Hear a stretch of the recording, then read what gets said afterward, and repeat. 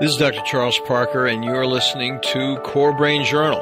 It's a place where I connect both fresh discoveries and interesting different perspectives from advanced mind science with the realities of real people and everyday life down on Main Street. Well, welcome aboard, folks. Dr. Charles Parker here one more time, and we have in this whole series of very interesting people a person who has a deep insight into the messages that children need to hear. You know, and she's really written 3 excellent books about what we need to be saying to our children and how children can think about themselves more constructively. You may recall that we had Dr. Danny Brassell on at Core Brain Journal 253, and he had a very interesting discussion about reading to children and the value of reading to children for overall development of intelligence. And really, in a way, this is a follow-up with that concept, because what our guest, Ariane de Bonvoisin, close.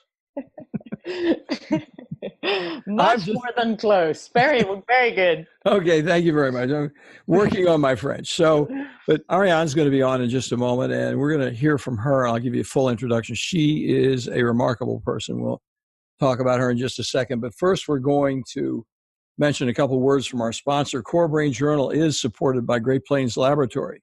They are deep international biomedical testing leaders that provide improved targeted mind science details globally. As both laboratory and webinar global thought leaders, they provide the most comprehensive set of hard data measurement tools for real biomedical answers beyond the standard of guesswork that's currently available. They also provide multiple training webinars for both the public and those medical providers that really want more information on how to use their data more effectively in the offices, wherever. Check out their website. They've got some really serious, good references over there. And here they put an offer up for our listeners here at CBJ. They are giving away tests. I mean, these are not just $5, whatever. These are valuable tests ranging from immunoglobulin G to oats and if you go over to Great Plains, you can see at this link that I'm going to give you the variety of tests that are available and what they have for this special week. So it's at Great Plains Laboratory with a plural, greatplainslaboratory.com/CBJ for Core Brain Journal. Take a look and see what you think. So now we're going to run over and we're going to talk about this very interesting Ariane who's going to talk about her and where she came from. She coaches and speaks frequently on issues of personal and professional change, happiness and inspiration, entrepreneurship, women in the workplace, parenting, and the topic of mindful living and conscious business. She is passionate about helping raise happy, conscious, healthy, and empowered kids. She's a best-selling author, a speaker, and has previously worked in the varied fields of counseling, consulting, big media, venture capital, and startups. She considers herself a global soul, interesting, and she has lived all over the world. Ariane has appeared on dozens of TV and radio shows, including NBC's Today Show, the CBS Early Show, CNN and ABC News Now. She recently completed, get this, a TED Residency in New York, and her TED Talk on life skills for young kids will be available soon. Now, I told her as soon as she gets it up, we'll load it up on the show notes, even if it's later on. It's not a problem. We're really looking forward. Another thing I'm going to ask her about very soon is this whole app that she has, which is totally interesting, called mindful365.com. But before we do that, let's just find out, Ariane, how did you happen to get into this whole interesting conversation with kids and how we could constructively do something about the conversations so many of us don't have effectively? So how'd you get into it? Yeah, thank you. Thanks for inviting me on your wonderful show. My journey started by living in 6 different countries, going to many, many schools. My parents are French and Belgian. I was born in the US. And so I really was raised with a lot of change, a lot of sort of a more global view of the world, of life, of kids, of growing up.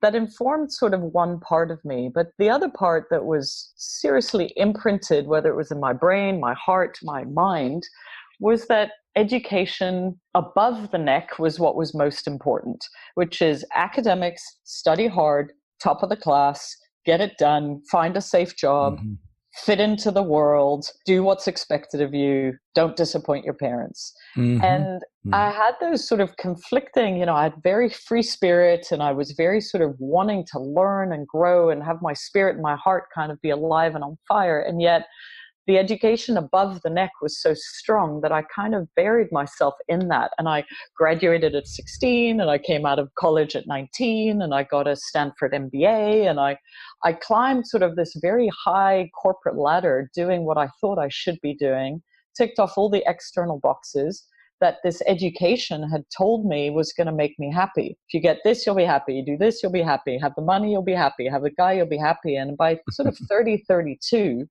I realized that the educational messages I'd been getting were very far from building a happy child, let alone a happy adult, because I had so much of that. And I'd climbed this very high ladder, and it took me a while to realize it wasn't my ladder, and it was certainly not leaning up against the right wall.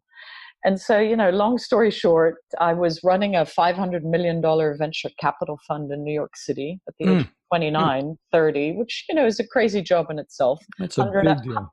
Big deal, 100-hour weeks. I should have been happy. And yet the messages that I were getting were not sort of mine. They weren't fulfilling. And so it took me 2 years to have the courage to leave. It's very hard to leave a life and a job that everyone tells you is amazing and perfect. And I broke off an engagement. I left the big job and I went traveling.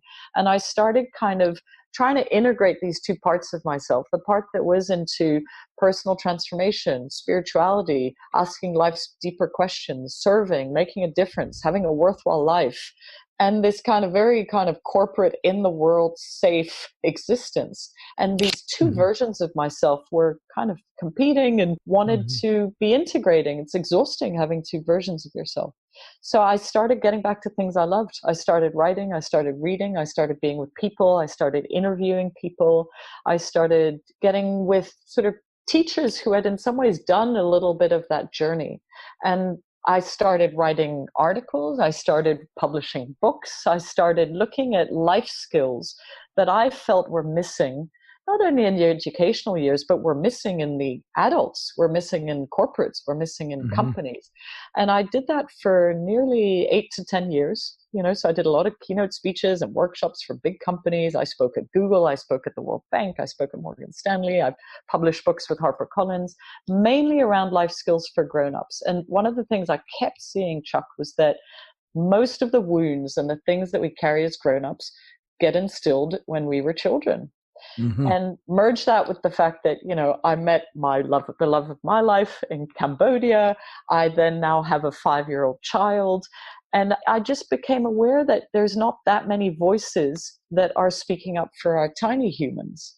And I wanted to sort of be part of that conversation and let people know it's urgent. And there's no reason why we're not teaching these life skills that we're now teaching in corporate America in kindergarten, or even when they're 3, 4, 5, 6, 7, 8, 9, 10 years old.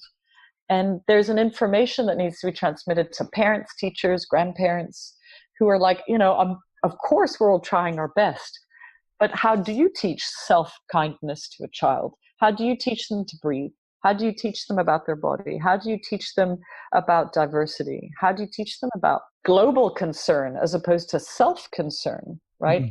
So there are all these messages for me. And, my contribution is starting with these 3 books, but I'm being invited to be part of designing curriculums in schools and being on shows like yours. And so I feel like life is sort of allowing this conversation to really become more mainstream, which is we need to build up the hearts and spirits of our children as much as we're building up their minds. Well, I couldn't agree with you more. And I'm so grateful for you coming on the program, because so much of what you're talking about has been touched upon by others, but not quite so affirmatively and explicitly with a plan. I mean, I think this is really most engaging and positive to have a person say, look, I have a plan. And you haven't said this yet, but by looking at some of the resources you sent out prior to this interview, it looks like you have a plan that's a little bit in the direction of being custom made for certain age ranges. Am I reading that correctly or not? Yeah, so I'm starting with the younger kids, and I'll tell you why. So younger, I mean like birth to sort of 7 years old, because my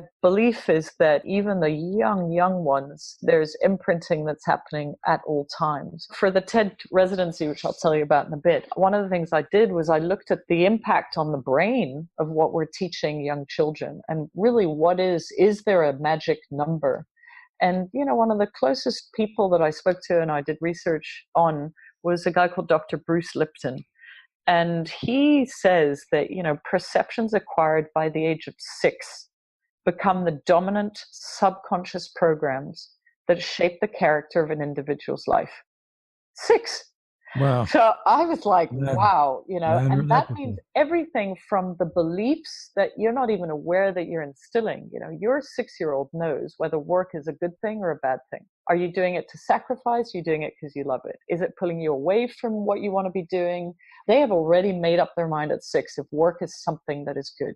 They know about health. They know what we think about men and women. They know what we think about money. They know what we think about rich people. They know what we think about, like that is installed. And so my hope is to sort of start with the younger ones because they will take this, forward.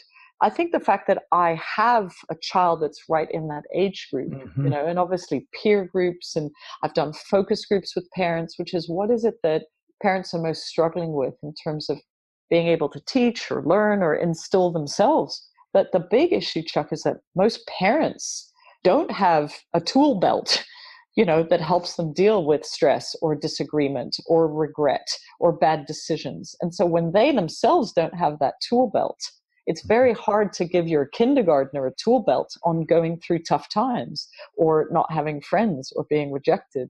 And so in some ways, my plan is to make sure that I'm speaking to the little ones, but I'm taking whoever's around them with me, because that is the imprinting. That's the sponge.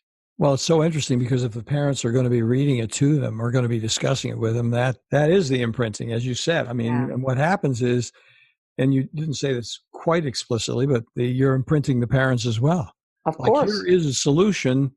And yeah, you may be talking to your child about this, but think about it. Do you do this yourself? I mean, is this something that happens in your relationship? Is it happen in your business Mhm. relationships? It's I like giving this as an example. So in one of the books, each book has 8 different life skills, and one of the themes is called "Bye Bye Bad Day." And the kids love this one. I've done readings at school, and they'll tell me what makes a bad day for a 4-year-old, and it's fascinating. Like, mm, as parents, we're always wanting to know and get into the inner life of our child, and what happened at school does not invite a conversation. And so a lot of these life skills, they invite sort of a much deeper knowing into your child. What makes your child stressed, or what makes your child angry, or what makes your child, it's amazing. So anyway, Bye Bye Bad Day, which is all about a bad day from the view of a child. But I've had so many parents email me on that particular one going, oh my God, I was fighting back tears and I've had a really bad day. And I was hoping to just be able to sort of process it after I got my kid to sleep. And it's interesting how, as grown-ups, we don't allow ourselves to have a bad day either. And, my invitation to the grown-ups when they listen to that is tell your child about your bad day. It is a normal thing to have a bad day. And your child needs to know that he or she is also allowed to have a bad day. Because this era of perfection and kids can't be grumpy and why are you being so upset? Like, your child is allowed to have a whole bad day from morning to night, as are you. And the allowance of that, actually, it doesn't have a grip on you anymore. When I come in from having a bad day, I don't hold my breath, pretend to be a super mom up until I get my child to sleep, right? Which is what a lot of us do, because he will feel it. I'm short, I'm impatient, I'm not present with him, I'm not enjoying bath time, I'm not with him. So it's so much easier for me to say, you know what, I had a bad day. I had some things at work that happened. Some people were, they disappointed me, whatever it is, in the words that they can understand, so that he knows mom is not really fully there. She might mhm, not want to play, but mhm. this is not about me. And Do you see? And so it allows him, and he goes, well, I had a bad day, or, it's okay to have a bad day. And then we wrap it up. This particular life skill is really about wrapping it up, not making it bad, not putting it away, but sort of letting it be complete. And boy, do we drag bad days into the next morning and the next week and the next month. And so there's a letting it go strategy, which is really what you're teaching your child, which is permission to be human and permission to also kind of not have to drag it with you and explain it. And so that's just one example. It's that is such a good example. Amazing conversation to have with your child. It's fantastic. I mean, I think there are a couple of things. One is, in a way, I think embrace is probably the incorrect word but in a way, you're wrapping your arms around an event and you're talking about your own self. So what happens is when you talk about yourself having an experience, of course, what you're saying, the child has perceived something about you. So you're actually helping that child identify what those perceptions are real and valid, as opposed to, I don't know what's going on, I'm just puzzled again. Yeah, they don't have words for their feelings, right? Mm-hmm. A lot of very conscious parents, they're going, but what do you feel? And the child is feeling something, but unless they've seen it in you and they've seen it expressed in a healthy way, it's very hard for them to get a sense. And so they see it from school, they see it from teachers. The most important people they need to see it from, there's another poem there called Sad and Mad. And it's fine. They can hear the words and they can look at it's beautifully and illustrated in a very fun way. But there's no problem with saying, you know what, I'm a little bit sad. I had to say goodbye to a friend, or I had to say goodbye to my mom. And they experience that as being human. In my TED Talk, one of the things that I spoke about were 3 life skills that we really are either not teaching our kids or most need to be teaching our children. And one of them is what I call humanity skills. And by humanity skills, I said that we really need to be teaching our children that it's okay to be human. And it's okay to be good enough. Not the best, not the top, not the fastest, not have the best grade. It is really okay to be human. And most adults do not allow that, which is why they spend lifetimes of suffering and going after what they think they should do to make themselves feel better about themselves. And, when you put children into that race, you're really setting them up for always being a little bit away from where they could actually just rest into being happy and actually just rest into being good enough. And so, I always ask parents, I go, what do you really want for your child? 90% of parents say, I just want my child to be happy. Yeah. And if I have permission, Chuck, I go, really? What are you really doing to build happiness in your children? They're in private school, they're learning piano, they're doing Chinese, they're in after school. No. That is not building up happiness. That is creating a child that is very loaded up with that stuff. And so it's not a criticism in any way. It's sort of... No. The most important thing a child needs is to be loved exactly the way they are right now. When you say, I love you, say, I love you exactly the way you are right now. There's nothing for you to be or do or change. It will change a child because they don't know why you love them. Are you going to love them if they come back with a C, or if they didn't score the goal, or if they have a tantrum? Oh, that's so beautiful. Right? I love you exactly the way you are right now. There's nothing for you to be or do or change. And the child goes, wow, the love is not going away. It's not dependent on any circumstance of any kind. I never, ever heard that. Well, while you're speaking, I'm thinking and just riding that conversation with you and the child. And I'm thinking about how you're not only expressing an emotion and connecting with them in a real way and giving them permission to be who they are at the moment. Those are pretty straightforward. But you're giving them a language base to really think about themselves in some constructive way. So you're actually, that whole language element of talking about these different things effectively helps them understand their own perceptions. And very well said. Yeah. And they're connected with the world in a real way, as opposed to, I really don't know what the heck happened, so really don't ask me. I mean, we see this happen all the time in medical practice, because you probably don't know this about me, but my interest is over on the biomedical side as well. And it's a whole different language base. And it's really interesting because people say, well, I don't think I have any capability to understand that. Well, but here's the data, and here's what the data means, and that's how you can do something about it. It's like, it's not that difficult if you actually give a person, tag it with some words so a person can then internalize it and know what's actually going on in reality, as opposed, I'm confused and I'm just going to have to stay confused. Yeah. No, it's exactly right. I think partly informed by my own story, but I think children need to know that they have an inner life. And, parents are building up their external life, the language, the music, the good school, the education, the being kind to others. Like, that's very external. I think parents really want their children to fit into the world and are doing everything they can to make that happen. And yet the world of the child is an inner one for so long. And it's sort of, you need to keep them in their bodies. I'm a big fan of getting children to sort of, breathe, like really understand the power of their breath and what that does to their brain, right? And the way I explain it to 3, 4, 5-year-olds, you've got a left brain, you've got a right brain, you've got a brain that's, scared, you've got a brain that loves new things. I do it in words that work for them. And I said, what does your brain need? And they go oxygen, and they go movement, and they go water, and they go good thoughts. And they, this is like life coaching for a 3 or 4-year-old.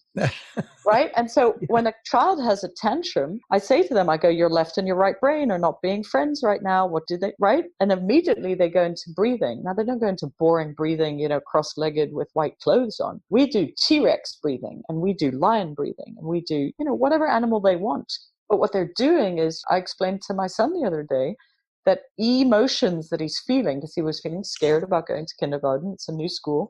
And I said, emotion is energy in motion. I go, what happens? I said, you've got to move the energy through your body. And so we started doing, funny, crazy movements in the street to move, and I would say the same thing to adults. It's sort of, it is very hard to be depressed when you are moving, right? When you are in motion, it's hard to feel angry or to feel sad. And yet most of us we don't move. What I really want to offer both children and teachers, people around them, is sort of these tools, which is, what do I do when I have like a child that's going through a lot of emotions, right? Here are some examples. How do I teach a child to breathe?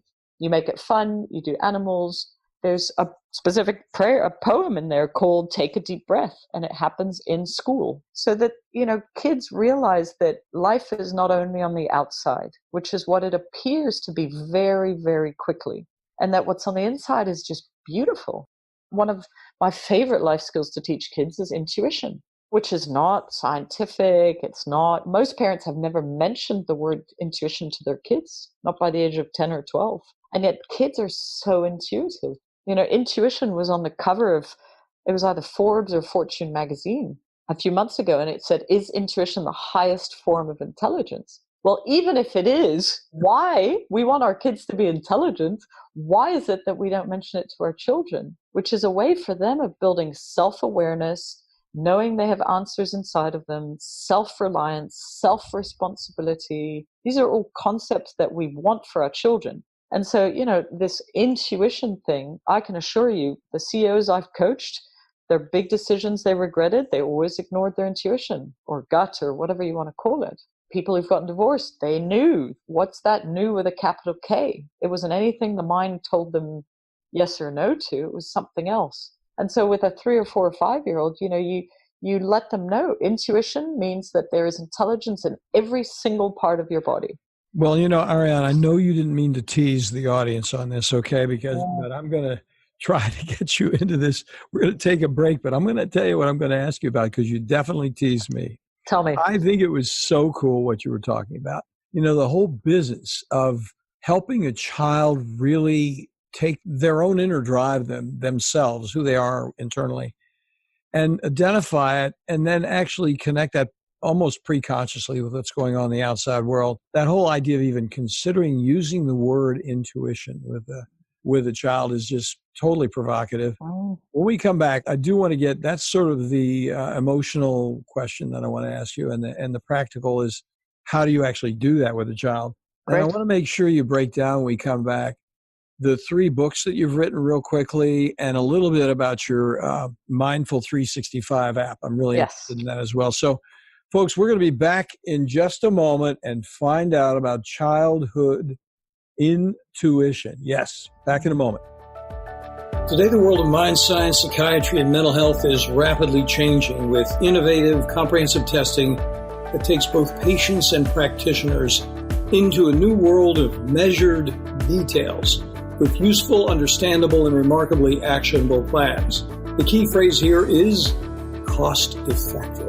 Testing also introduces a key parallel word: predictability. Psychiatric treatment failure, especially after multiple medications and/or brief hospitalizations, arises directly from the complexity of measurable brain-body imbalances and impediments that explicitly interfere with medical outcomes and create costly difficulties with inadequately informed supplement and medication trials over time. Great Plains provides a leadership team of biomedical experts with advanced laboratory insights, approved nationally both by the FDA and CLIA laboratory certifications, and is available internationally for both public and medical professionals. Great Plains Laboratory is the primary laboratory we've used at CoreSight for years, with excellent customer service for both patients and medical colleagues. They are on the spot. They get it every time. In addition, they provide exemplary training modules, which are webinars and conferences, in an effort to broaden practice perspectives wherever you live. Do follow up on one of these complimentary test offers today at http://greatplainslaboratory.com/CBJ. Yeah, that's Core Brain Journal CBJ. Well, welcome back, folks, and welcome back, Ariane. This is a very interesting conversation because you're taking us someplace. We've had more than 200 guests, and we've touched upon these issues in some useful ways, but this is really a more profound conversation than we've had with any of our really interesting guests. And I think it's just so provocative and so useful. And I think the idea that we could work with a child, I'm going to just tell you, this is a quick aside before I ask you the question, but I've always been interested. I think what your mission is so in touch with something I've thought about for a long time, but never had time to pursue. But I think using mediation techniques with children in grade school and teaching them how to mediate disagreements, it's more superficial than what you're talking about. But that would have been a practice measure that I think if people knew how to actually negotiate, because they have to find themselves to negotiate. I hadn't really thought about this before until you started talking about it. So anyway, that's beautiful. I've been interested in for a long time, because I thought if you taught negotiation skills and had them actually resolve conflicts between their colleagues and gave them awards for their ability to resolve conflicts or help the conflicts get resolved. I'm always amazed at how if you let two kids sort of resolve conflict in the playground, we interfere way too much.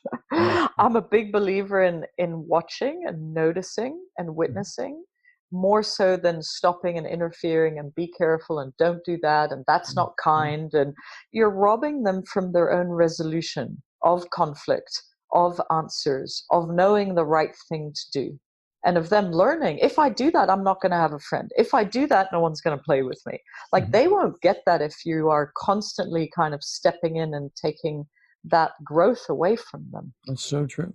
You're not really facilitating them finding themselves, which gets down to the intuition question, because that is a very profoundly deep question. I mean, I hate to use the word very because it's so doggone trite, but it's just a serious, serious question. Can you give us a couple words on that? Because I'm sure everybody's curious about it. Anybody that's listening to this conversation this far is deeply into what's your answer going to be on that question. You know, I would say this, which is bringing it back to the sort of spirit of a child and even the spirit of a grown-up. You know, how much or how little do you listen and trust your intuition has a lot to do with what you feel is in first place. And for most people, they've been told their whole life that their mind is what is valuable. It's what they got an A for. It's maybe what they went to college for, but the mind is what's been rewarded. The intuition has never been rewarded. I'm sure no one ever got a test or a present or you know, a present or an A for, wow, you really used your intuition and that was the right decision. And so for 18 plus years, we go to our mind for the answer. And the mind, you who know a lot about the brain, the mind goes for survival and protection. And the ego is like, no, that's change or that's different. We don't want that. And so this is what is informing small decisions and big decisions, whether it's for children or grown-ups. And so for me, with that sort of setup, I would say that intuition is connecting to something greater than your mind. And not to be religious or spiritual about it, but children need to feel like they are connected to something greater. And it can be nature, and it can be the universe, it can be stars, it can be love with a capital L, it can be life, it can be animals, it can be God, it can be any form of God that you want. But there is something magical that happens when a child can feel like they are more than just, their small little body or their family that hopefully is going to stay together, which in 50% of the case is going to change. So to me, intuition is being connected to something greater than themselves. And that has been shown, whether it's with people who go through change, whether it's people who go through any form of life circumstances, as a big determinant of, the ability to be resilient, which is that this intuition of like, what is the right thing to do? What is the answer? All the way to, I lost my toy airplane. Where is it? I can use my mind to find it. In our household, I'll say, what's your intuition tell you? Is it under your bed? Is it in your backpack? Do you see? It's just a question of there's another part of you that knows, right? Or what does your intuition tell you that we should buy your friend for his birthday? Do you see? And I'm engaging another part of him. It doesn't mean that his mind isn't valid. This isn't an either or conversation, but I'm appealing to the rest of him that is below the neck, right? Which is what we started with the conversation, which is that also should be having a microphone. And I say this with parents, like, use your words as to how you explain the intelligence of the body, right? The heart is beating without you telling it to, right? You're digesting food without you telling it to. Your body has answers without you telling it to. And they get it that way. And one of the exercises I do with parents and teachers and children now is to get kids to draw themselves, which is always fascinating. You can see if they have a smiley face or not. Like what they will draw will inform to you how they view themselves. Are they big? Are they small? And then ask them to put their heart. They'll draw their heart. And, if you have the perception that they have a soul, then tell them, where is your soul? Where is your mind? But the big question is, where is your intuition? And what I see with children who have gotten the concept of intuition is they put their intuition everywhere. They color their arms, their stomach, their legs, which is the right answer. Right? The intuition is the intelligence of you with a capital Y. Whether you think it feels like God is giving you answers, or you're connected to divine intelligence, or just life in general, right? The cosmic wisdom of just generations that have gone before you. It doesn't really matter where intuition comes from. What matters is it exists. And what matters is your child is intimately already connected to that. So our opportunity is just to keep it alive and connected and open. That is so beautiful. I mean, the way you say that is just, it's a great trip to travel with you while you're talking to the child. I mean, get the picture. It's fantastic. You draw beautiful metaphoric pictures up there, and you can see them up there on the walls dancing around. And you do a great job. So let me ask you about the 3 books. Let's take a moment. This is not, listeners, an attempt for me to help her be self-promotional at all. I just think that the fact that she's written 3 books, and they all have kind of a different angle. And if you're listening to our conversation with Ariane, you're going to want to know a little bit about the books that she's written. So she's got 1, there are 3 in a row, Giggles and Joy, You Are Loved, and Being You. So let's just break them down a little bit if we can. Yeah. I thought about putting them all into one book, but then I thought, 24 life skills is a lot. Like, if anything, I tell parents to read 1 at a time and then just have a beautiful conversation about them, or even to just have 1 as the theme for the week. And then everyone in the house, all the siblings, everyone's kind of on it. So this one is about telling the truth, or this one is about breathing. So every book has 8 different life skills. Giggles and Joy is really about the sort of lighter side of the way life is. I think we take life way too seriously. I think we already put that on our child very young. It's sort of everything your life is going to look at. It's about, well, what is happiness, and what is joy, and what is home, right? And what is it with grown-ups that grown-ups, are so unpredictable, and I do that from the perception of a child. And I named it Giggles and Joy just because there isn't a person on this planet that doesn't need more of that. And it's something that I hope never, ever goes away in the children, and that they feel that they, again, they are allowed to do that regardless of what's happening on the outside. I think kids laugh like 30 times a day, and I think, adults laugh 3 times a day. So my hope is that we keep it at 30 for a bit longer. We're doing well. We got about 15 now. We're doing See, that's good. And you are loved. It was really about looking at love that goes beyond performance, beyond grades, beyond any need for something to be there before you are loved. Loved is also, there's a lot about kindness.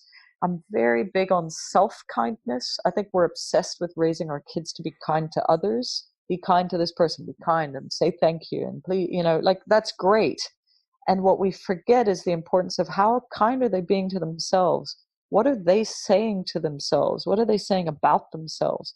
Do they see themselves as great, amazing, beautiful, magical, worthy, wanted, smart, And I can already hear it in children. It's like they did something like, I'm the baddest kid in the world, and it's like that is way more important to parent through than them being kind to your mother or their teacher, right? Because a child who has a kind mind towards themselves will be kind to others. So much of the unkindness that comes out of a child or the bully or the kid that shouldn't be, it's just inner emotions that haven't found a place. So self-kindness is a very big one that I go into. There's a lot in the second book about possibility, and that, yes is something that they are going to be and do and is possible. Kids here know way too much.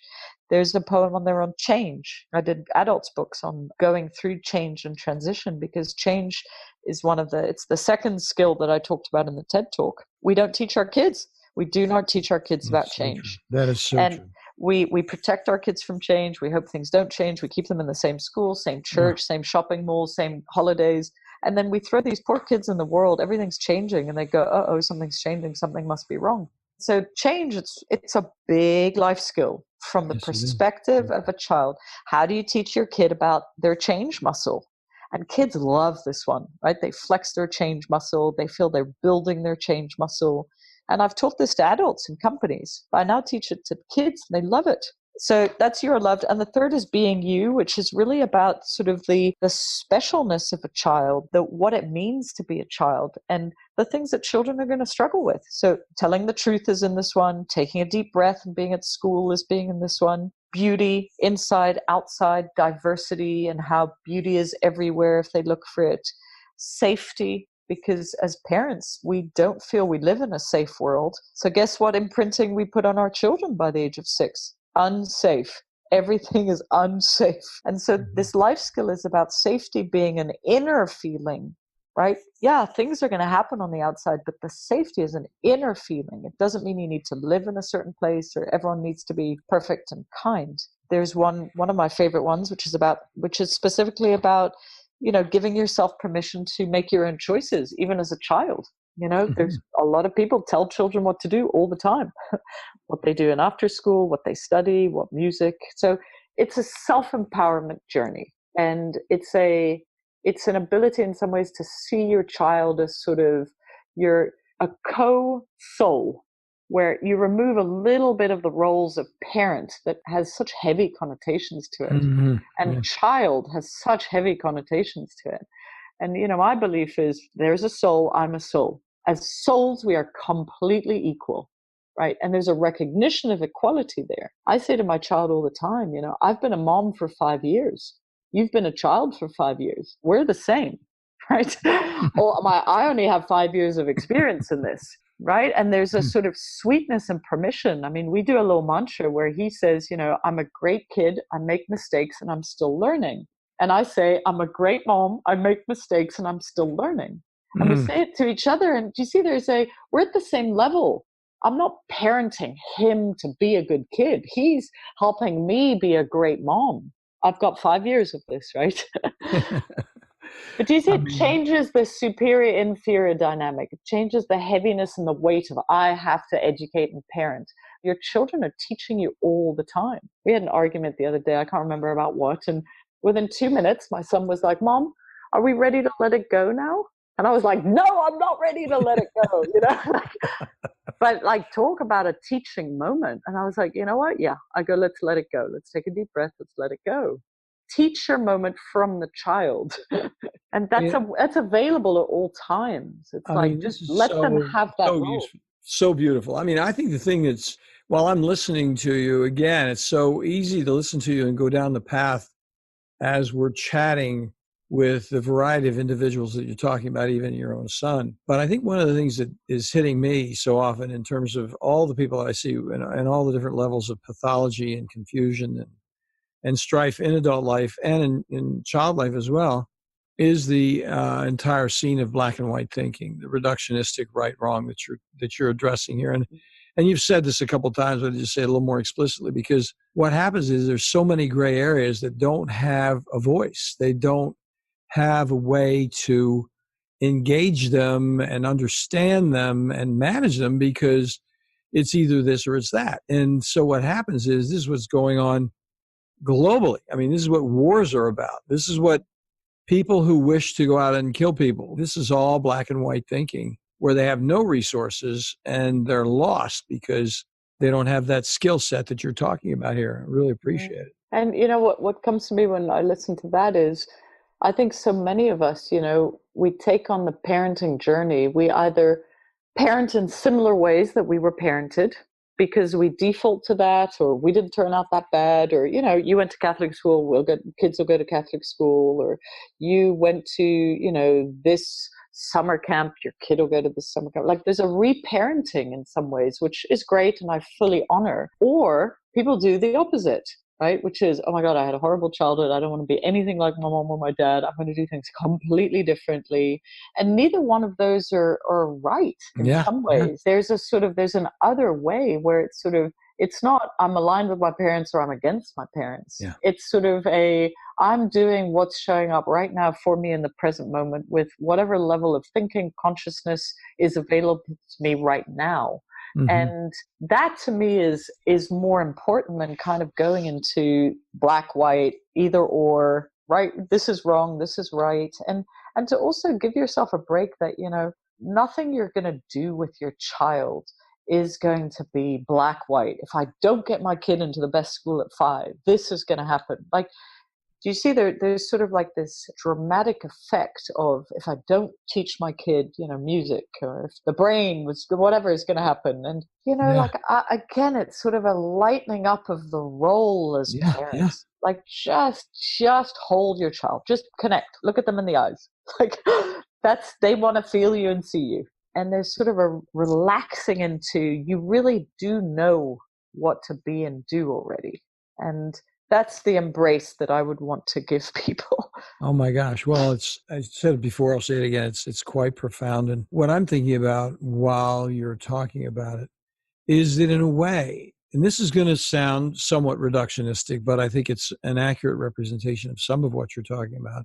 And that is because we don't have these skills. Generally speaking, the abundance of human beings don't have these skills. That's why these books are so absolutely important. So what we have, what I had as a kid myself, one of the reasons I got into psychoanalysis and psychiatry and all this other stuff is because I didn't know it until this very moment talking to you that I had gray anxiety. Now, I love the gray world, okay? I'm there because somewhere along life's way, I've started thinking about some of the things you've been talking about, not as explicitly and carefully and really beautifully as you've described them. But the bottom line is, I think we really grew up with a lot of gray anxiety, and people solve the gray anxiety by dichotomous linear thinking. And so then what happens is it's either this or it's that. Give me a break. You know what it is. And instead of overcoming the anxiety by really identifying where you are at that moment in that context. And what I would say is, any decision or anything you do informed from anxiety or fear is always the wrong decision, right? And so as children, we grow up with the existential questions. We all have them. We've all carried them. Am I good enough? And am I loved? Or even am I lovable, right? And so because those are there and they're imprinted so early on, am I good enough? Am I loved? Which is why I wanted the book to be You Are Loved, right? Mm-hmm. And in that that specific life skill, it's like, you are good enough. It's like I specifically wrote it because I want children to hear it 50,000 times before someone tells them in the world that they're not good enough. But to me, it's sort of, when those are there so young, what we do throughout our teenage years and our adult years is we do everything we can to feel good enough and feel loved. Get married, we have kids, we have jobs, we go to school, we try and look good, we try and do the right things, we run marathons, we climb, and it's all about still trying to feel good enough and loved. It's why people want to be famous. It's why people want to be significant. It's why people want to be noticed right now all over social media. And we keep adding to those strategies, more, every new year, more goals, instead of looking at what actually is in the other hand, which is how about I deal with the I'm good enough, I'm loved question. And then the strategies just go away. If you want to run a marathon, great. If you want to build a business, great. But it's not informed from I'm going to do this because deep down, unconsciously, I don't feel good enough. I don't feel loved. I don't feel seen. I don't feel recognized. I don't feel deal with those feelings. And then all the control strategies for trying to get rid of those feelings go away. So that's my hope. It's let's be with the young children so that they don't take that on as their life filter. Right? Where everything else they're going to do is going to be filtered by those questions. I still struggle with those questions. All the coaching I do with grown-ups, the most successful people I've ever coached struggle with those questions. I think Oprah said it better than I. She interviewed 65,000 people on her show, whatever number it was. She said there was not one person she interviewed that when the cameras went off, they didn't turn to her and say, how was I? Was I okay? Not one person. These are the top celebrity, amazing people in the world. Not what they all needed to know. Was I okay? Am I good enough? Validate. Please let me know. Right? That is living in the gray. I mean, when you're living in the gray, you have to identify who you are by some external source, whether the person says that they're an expert or whatever it happens to be. You need to get that identification because you don't have the internal. Kids feel good enough until something happens, right? And does it happen at home? Does it happen at school? We have a thing we do questions at the dinner table, different questions. And one of the questions we ask often is, what do you love about yourself? And my child always says, I love everything about myself, right? And my husband and I are struggling. I love my hair. I love my, and it's so amazing to see the difference. My son looks at me and goes, that's what a stupid question. I'm I love everything about myself, right? And that's what I want to keep alive. Absolutely. I'm not saying my child is special, but children will say that. I love everything. I love my feet. I love my nose. I love my eyes. That's the magic. That's what I want to just keep there and alive. And the books are just one small way of hopefully doing a bit of that. What beautiful reportage from the frontier of children development, child development. It's just really fantastic. Ariane, and I'm going to try that last name again, de Bonvoisin. That's right. Very good. Yes. Thank you so much for coming on board. Listen, tell people where they can get in contact with you. I'll have all these connections on the show notes, folks. But Ariane, if you just close with that, best place for us. Yeah, so the website for the books is gigglesandjoy.com. The books are, of course, available on Amazon. They're available as a gift set, all three of them together. And my personal website is Ariane Studio, ArianeStudio. And that has, life skills for grown-ups as other books. It has the app Mindful 365 for people who want to learn, want to grow, want to sort of do some of this inner work, but are busy. They're in busy lives, busy cities. So this is an app will take you on a journey. We kind of help you through it day by day by day. You don't have to go to yoga. You don't have to read a book. We're with you. We're with you in your phone where you already are. And that is mindful365.com. I've got to run over and look at it. I really appreciate it. Thanks so much for coming on board. Thanks for the lovely conversation. Appreciate it. It was a great conversation. Thank you. Thanks for listening to Core Brain Journal. We're working every day behind the scenes to bring you reports that connect research benches with those street trenches. Here we share the complexity of mind science because, as you know, details really do matter. One of the most pervasive, misunderstood challenges is how commonplace medications, like those written for ADHD, are used so regularly without clear guidelines. If you think you'd like more specifics, take a minute to download my 2-page PDF packed with video links and references on the absolute essentials of how to start ADHD medications. They're easily available at corebrainjournal.com/start. Thanks for listening. Do connect and stay tuned. Together we can make a difference.